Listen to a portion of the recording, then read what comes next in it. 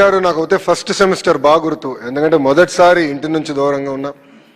కనీసం టైంకి hair cut కూడా చేయాలని నాకు తెలియలా. ఎందుకంటే ఇంట్లో ఉంటే అమ్మ చేయించేవారు అన్నీ. అలాంటిది రాజిరెడ్డి గారు క్రెడిట్ సిస్టమ్ అంటే ఏంటి, సెల్ఫ్ డిఫైన్డ్ మేజర్ అంటే ఏంటి మొత్తం నేర్పించి ఈరోజు నేను మీ ముందల ఒక విద్యాశాఖ మంత్రిగా నిలబడుతున్నానంటే దానికి కారణం ఈ నలుగురు అని ఈ సభాముఖంగా తెలియజేస్తున్నా. నేను మొదటగా గౌరవించేది మా తల్లి అవుతే దాని తర్వాత ఉపాధ్యాయుల్ని. నేను విద్యాశాఖ మంత్రి అయిన తర్వాత ఫీల్డ్లో ఉపాధ్యాయులు చేస్తున్న మంచి పనులు గుర్తించి వాళ్ళని నేను పిలుచుకుని వారానికి ఒకరితో కూర్చుని ఎలా ప్రభుత్వ విద్యా వ్యవస్థని మెరుగుపరచాలని వాళ్ళతో నేను చర్చిస్తాం కూడా జరుగుతుంది.